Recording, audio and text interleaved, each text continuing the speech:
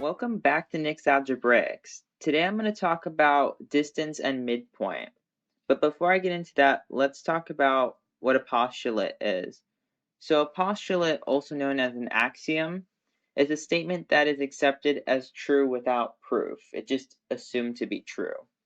So the first postulate we're going to talk about is the ruler postulate. So this says the points on a line can be paired with a unique real number. This real number is called the coordinate of the point. So if I have 2 points in a line, let's say point A and point B, I can pair these points with a unique real number. So let's pair A with 1 and we could pair B with 5. And this real number is called the coordinate of the point. So the coordinate of A is 1 and the coordinate of B is 5. So to find the distance between points A and B, you have to take the absolute value of the difference of the coordinates. So you're taking the absolute value of 5 minus 1, which equals 4. Or you could do it the other way around and take the absolute value of 1 minus 5, which is the absolute value of negative 4, which equals 4. So let's do an example. Find the distance between C, negative 4, comma, negative 6, and D, 5, comma, negative 1. So let's plot this first to get a visual of it.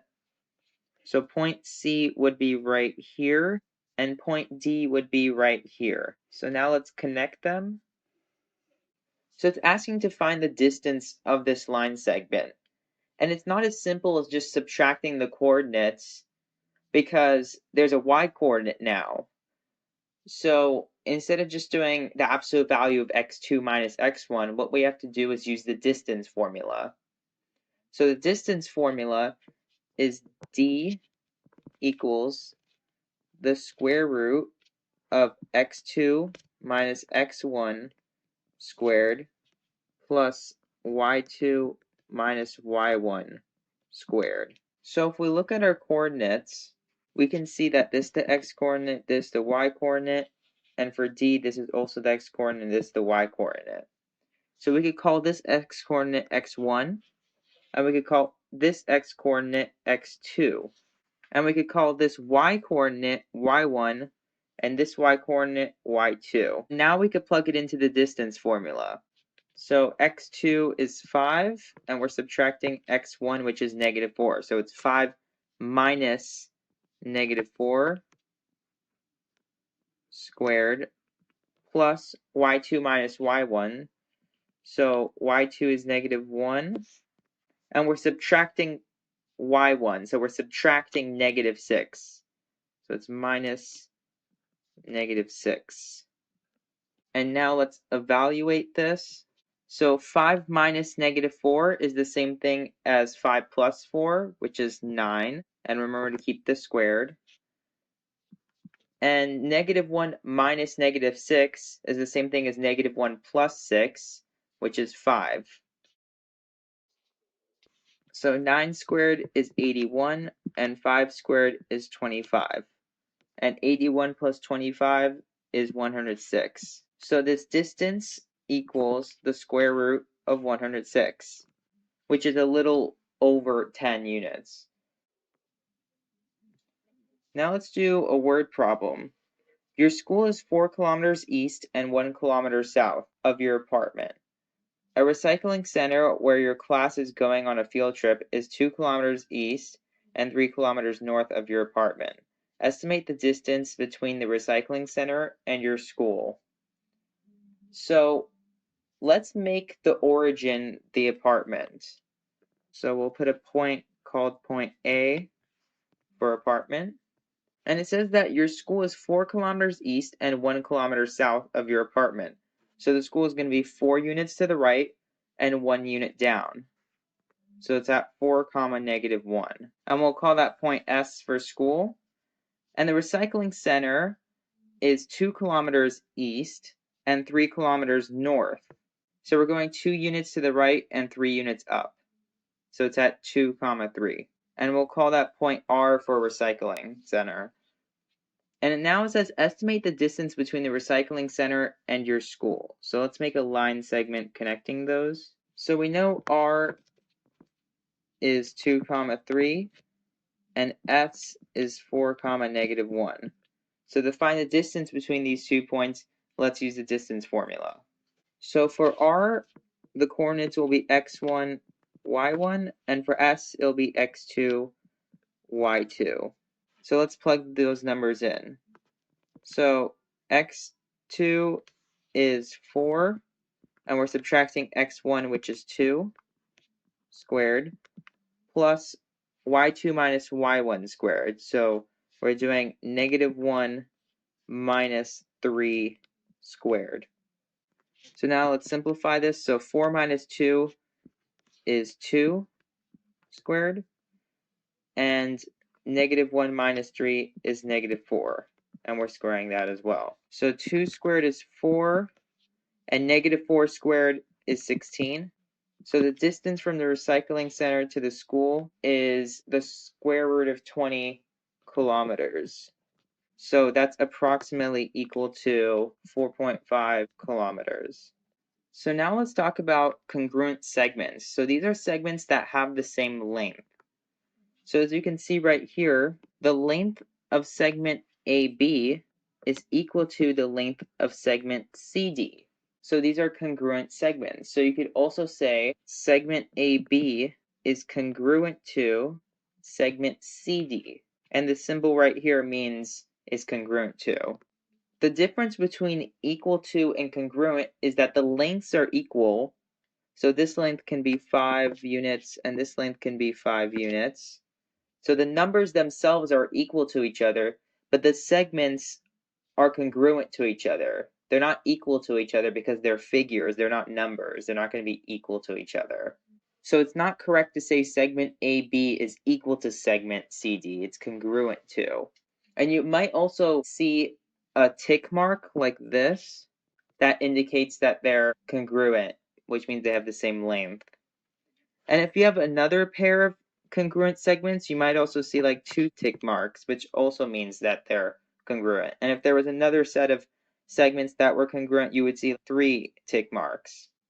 So now let's do an example. Find FG. So segment FG is right here. So we know that segment FG is congruent to segment GH, which is also congruent to segment HJ, which is also congruent to segment JK. So if you add all those distances together, you're going to get 16.8 centimeters. And since they all have the same length, we can just call their length x, because we don't know what it equals to. It's unknown, but they're all equal, so they're all x. And we know that x plus x plus x plus x, so FG plus GH plus HJ plus JK, all add up to a length of 16.8 centimeters. So we know that x plus x plus x plus x equals 4x. And that equals 16.8. So to isolate the variable, we have to divide by 4 on both sides. So 16.8 divided by 4 equals 4.2. So that means that FG has a length of 4.2 centimeters, and so do all the other segments. So we've been talking about distance a lot. Now let's talk about midpoint. So the midpoint is the point halfway between the endpoints of a segment. It's literally the middle point. So let's do an example with this. Find the coordinates of M, the midpoint of segment ST, for S, -6, 3, and T, 1, 0. So let's graph this to get a visual of it. So point S would be right here, and point T would be right here. And we could create a line connecting these two. So it wants us to find the midpoint of this. What's the middle point? So to find this, we need to use the midpoint formula. So the midpoint formula is M equals x1 plus x2 divided by 2, comma, y1 plus y2 divided by 2. So finding the midpoint is like finding the averages of the x coordinates and the y coordinates. For S, that'll be our point 1, so this will be x1, this will be y1, and T will be our point 2. So this will be x2, and this will be y2. So now let's plug it in. So x1 is -6, and we're adding it to x2, which is 1, and then we're dividing that by 2. And y1 is 3, and y2 is 0. So we're adding those together and dividing by 2. So -6 plus 1 is -5, and 3 plus 0 is 3. So the midpoint is -5/2, 3/2. So that's the same thing as -2.5, 1.5. So let's plot this to make sure that our answer is reasonable. So -2.5, 1.5 would be right here. The midpoint M appears to be halfway between points S and T, so our answer is reasonable. So now let's do the next problem. Find the coordinates of J if K (1, 2) is the midpoint of segment JL and L has the coordinates 3, -5. So we have the midpoint, which is point K, and the coordinates are -1, 2, so it's right here. And we have one endpoint of the segment, which is point L, and the coordinates are 3, -5, so it's right here. And we need to find point J, and J is another endpoint in this line segment. So first let's connect points K and L. So point J is another endpoint in this line segment, and it's going to be somewhere in this area right here. So to find this out, we need to use the midpoint formula, but we're going to use it differently than last time. So we know the midpoint is -1, 2, so let's substitute that. And we have an endpoint, point L, which is 3, -5, so that's going to be our x1 and y1. So 3 would be x1, and -5 will be y1. So let's substitute that. So 3 plus x2/2, -5 plus y2/2. So we also know that this part right here, the x-coordinate, equals -1. So we could set it equal to each other. So 3 plus x2/2 equals -1. And we also know that this y-coordinate right here equals 2, because that's also the y-coordinate. So we're going to set those equal to each other. So -5 plus y2/2 equals 2. And now we could solve for x2 and y2. So to do that, we're going to multiply by 2 on both sides. So we're left with 3 plus x2 equals -1 times 2, which is -2. And then we're going to subtract 3 on both sides. So you're going to be left with x2 equals -2 minus 3, which is -5. And now let's solve for y2. So again, we're going to multiply by 2 on both sides. So we're left with -5 plus y2 equals 4. Then we're going to add 5 on both sides to cancel the -5 out. So we're left with y2 equals 4 plus 5, which is 9. So that means the coordinates of J are -5, 9. So let's plot this to see if it's reasonable. So -5, 9 would be right here. And now we could connect points J and K. So as you can see, the distance from J to K appears to be the same as the distance from K to L. So our answer is reasonable. Let's do another problem. Find the measure of segment PQ if Q is the midpoint of segment PR. Because Q is the midpoint, we know that this segment is congruent to this segment, because the midpoint of a segment divides the segment into two congruent segments, because it's halfway between points P and R. So we can set these equal to each other. So 9y minus 2 equals 14 plus 5y. First, let's get rid of the variable term. So we're going to subtract 5y on both sides. So you're left with 9y minus 5y, which is 4y, minus 2, and that equals 14. So then we're going to add 2 on both sides to cancel out the -2. So you're left with 4y equals 14 plus 2, which is 16. And if you divide by 4 on both sides, you're going to be left with y equals 4. But we're not done yet. This is a common error with geometry students, is they find y and they're done, but we're not asking for y. We're asking for the measure of segment PQ. So PQ is 9y minus 2. So we have to plug in y into that. So PQ equals 9y minus 2. And we know y is 4, so we're going to substitute 4 for y. And 9 times 4 is 36, and when you subtract 2 from that, you get 34. So PQ equals 34. Now let's do another problem. Find the coordinates of point P along the directed line segment AB so that the ratio of AP to PB is 3:2. So let's look at some of the terms in the problem. So a directed line segment is a segment that represents moving from one point to another. So in this case, we're moving from point A to point B. So what it wants us to do is it wants us to partition this directed line segment, which means we're going to divide it, but we're not going to divide it right in the middle. We're going to divide it in this 3:2 ratio. So let's first divide this segment up into 5 congruent pieces because 3 plus 2 is 5.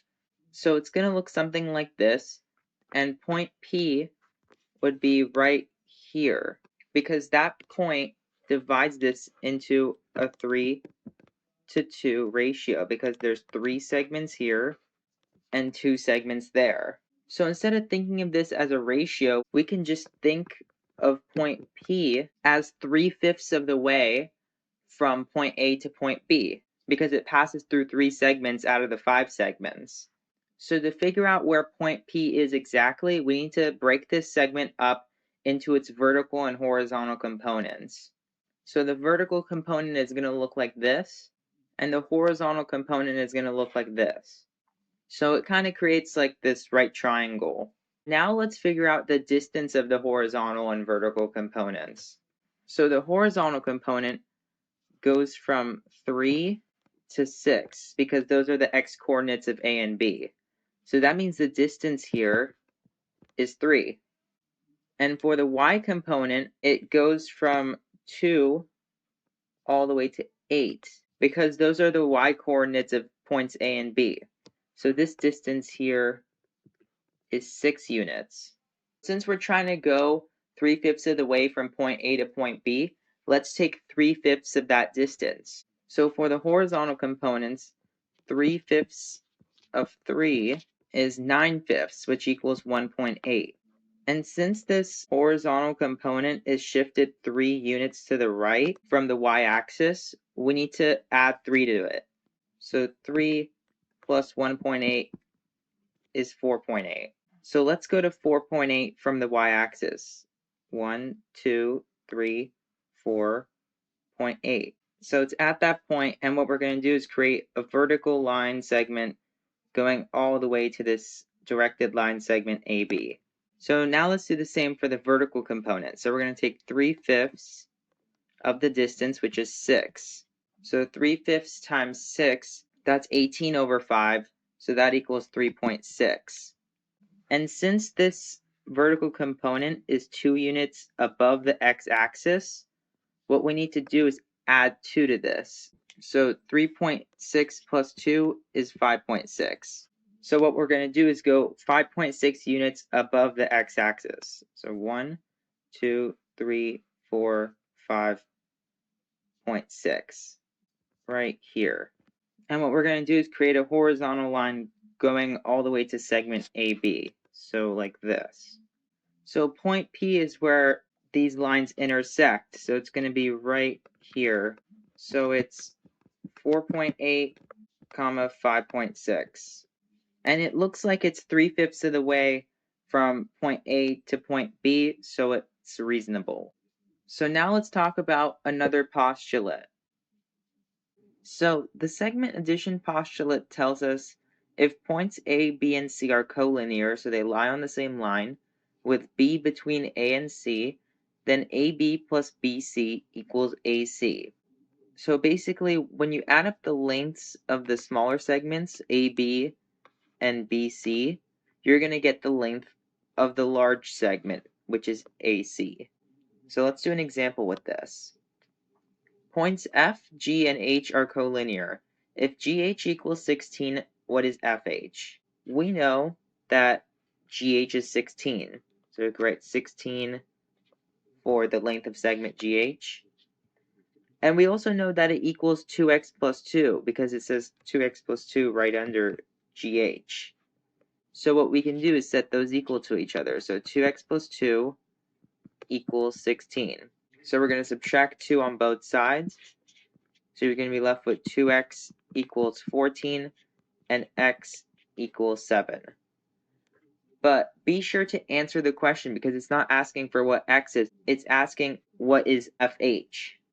We need to use a segment addition postulate. So we know that the smaller segments, which is FG plus GH, those are going to add up to the length of FH. So we know FG is 3x minus 1, and we know GH is 2x plus 2. So let's combine the like terms. So 3x plus 2x, that's 5x, and negative 1 plus 2 is 1. So since we know x equals 7, we can substitute 7 for x. So 5 times 7 plus 1 equals FH. So that means FH equals 36 because 5 times 7 is 35 and plus 1 is 36. So now let's talk about segment bisectors. So a segment bisector is a point, ray, line segment, or plane that intersects the segment at its midpoint. So the word bisect means to cut into two equal parts. So as you can see, this is the midpoint of segment PQ because it's dividing into two congruent segments right there. And as you can see, plane A, segment MJ, line KM, they all are bisectors of segment PQ because they intersect the segment at its midpoint. So even a midpoint bisects a segment because it divides it into two congruent segments. And really, there can be an infinite number of bisectors, and each must contain the midpoint of the segment. So let's do an example with this. In the skateboard design, segment VW bisects segment XY at point T, and XT equals 39.9 centimeters. Find XY. So as you can see, this segment right here, VW, is bisecting this segment right here, which is segment XY, because as you can see, it's divided into two congruent segments. So to find segment XY, which is this entire segment right here, we need to use the segment addition postulate. So we know that XT plus TY equals XY. So XT, we know right here that it's 39.9 centimeters. And we also know that TY is 39.9 centimeters because it's been bisected and it's divided into two congruent segments.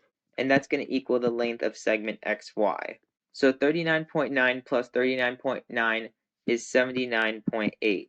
So that means that the length of segment XY is 79.8 centimeters. So that was the last problem. Sorry for the long video, but don't forget to subscribe, like the video, turn on your notifications, and comment down below. I'll see you in the next video.